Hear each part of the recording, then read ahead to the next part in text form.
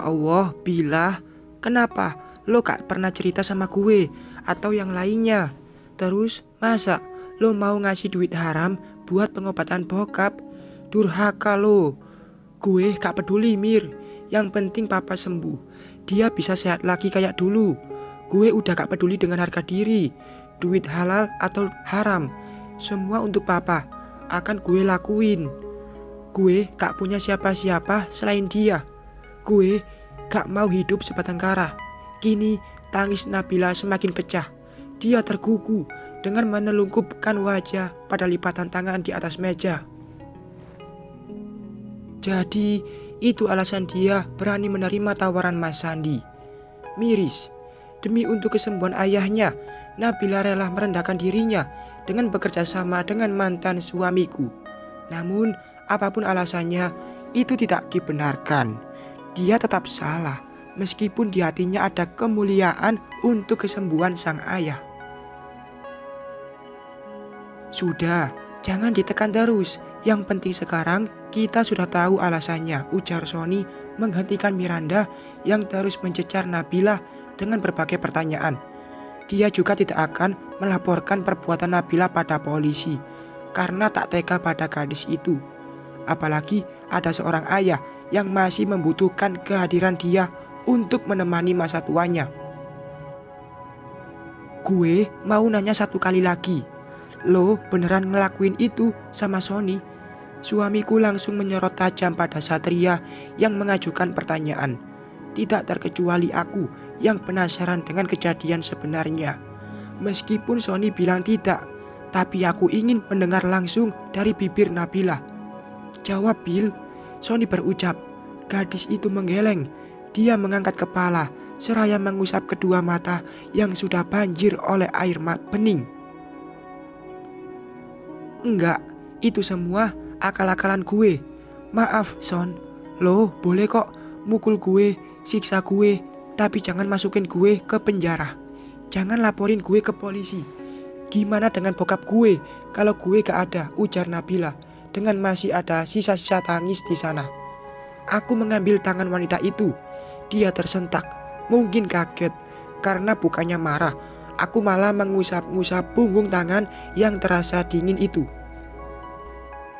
Ku tatap matanya lekat dengan senyum yang kupaksakan. Sakit memang, harus bersikap baik pada orang yang sudah jahat pada kita. Namun, aku punya nurani yang tidak boleh mengedepankan ego. Dia sedang dalam keadaan sulit, meskipun hidupku pun dibuat sulit olehnya. Tapi sisi kemanusiaanku tidak mengizinkan untuk menghakimi wanita itu. Dia seorang anak yang tengah berjuang untuk orang tuanya. Tidak mungkin aku akan membuat dia tambah terpuruk dengan memenjarakannya, apalagi dipisahkan dengan orang yang dia sayangi. Sudah, jangan nangis lagi. Aku dan Sony tidak akan melaporkanmu. Tapi sayangnya aku juga tidak bisa membantumu untuk bisa mendapatkan uang yang dijanjikan Mas Sandi. Mungkin teman-temanmu punya ide untuk ini. Aku melihat ketika wajah yang tidak mengalihkan arah dari Nabila. Mereka saling pandang, hingga akhirnya Satria bicara, yang membuat segurat senyum terukir di bibir tipis Nabila. Kamu tidak usah khawatir tentang itu, Bila. Aku akan membantumu untuk membayar operasi pemasangan ring ayahmu. Kapan operasinya? Harusnya besok. Tapi kalau tidak ada uang, tidak akan bisa. Oke, sore ini kita ke rumah sakit ya. Dah, jangan nangis lagi.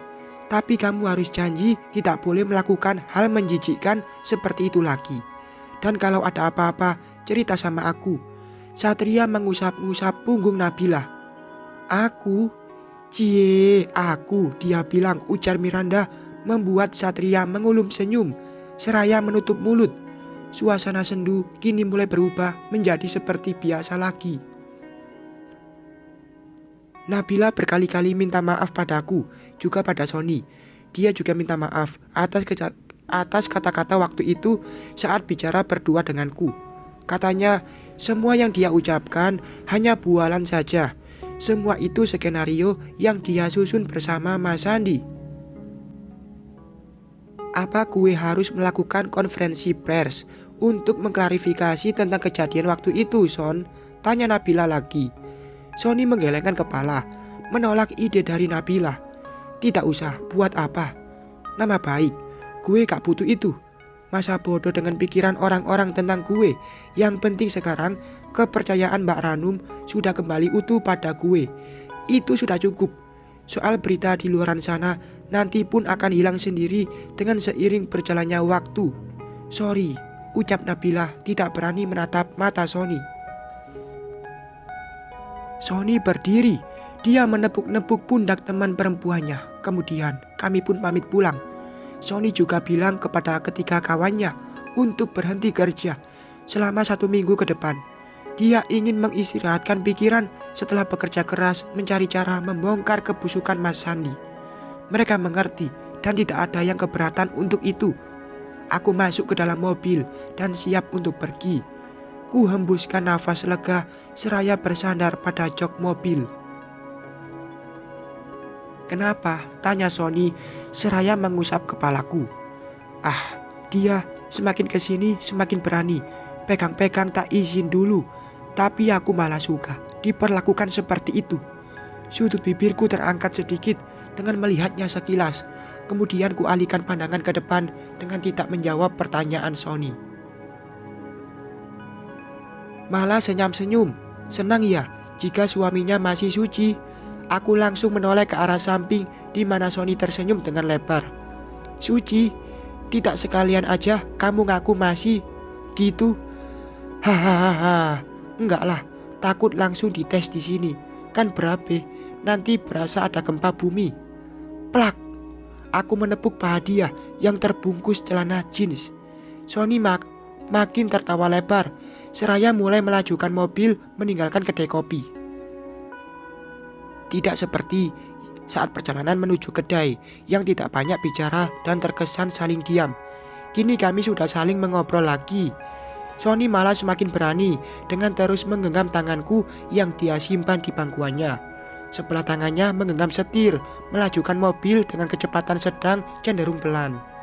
Kita mau kemana? Tanyaku kemudian. Ke rumah Mas Sandi. Hah? Ngapain? Keningku menggerut, menatapnya tidak suka.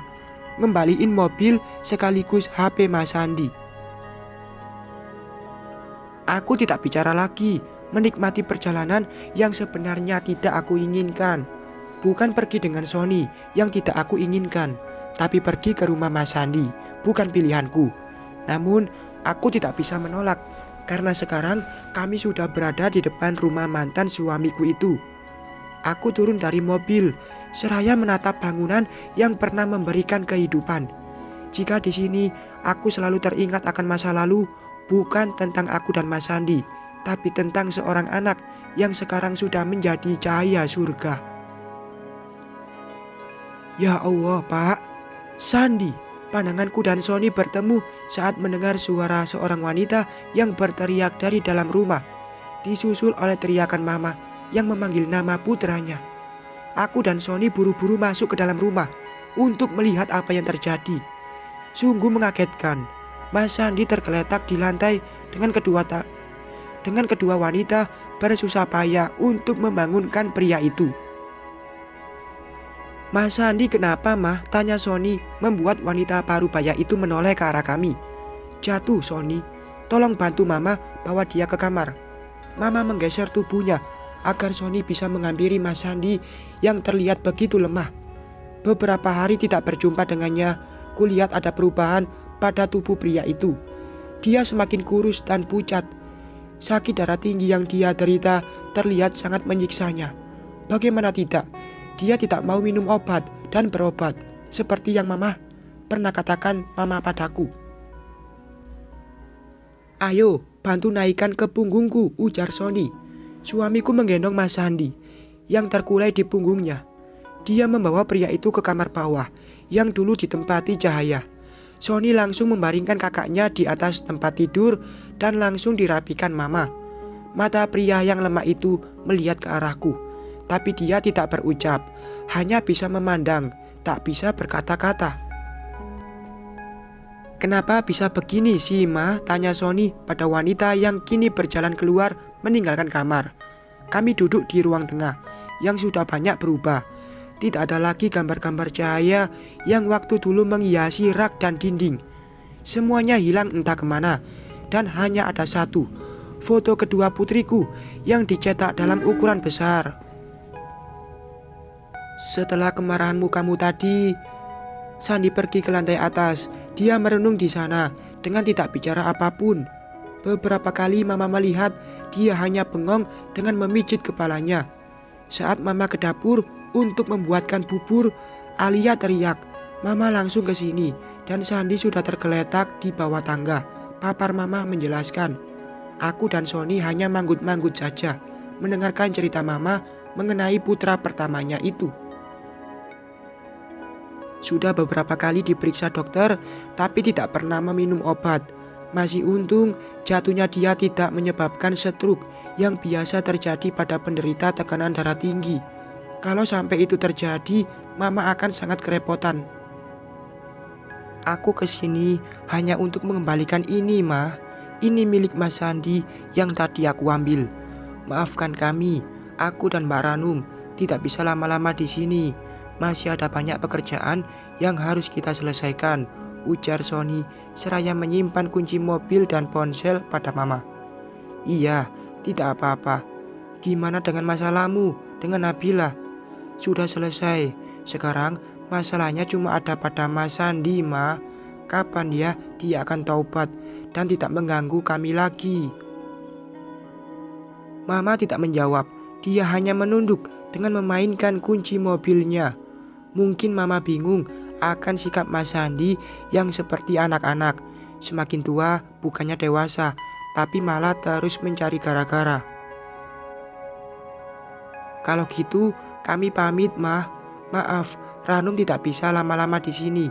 Semoga Mama selalu sehat." Aku menarik tangan Mama lalu memeluknya sebentar.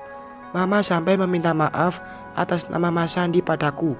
Aku hanya tersenyum kecil seraya mengangguk lemah. Aku dan Sony sudah tidak lagi di rumah Mama.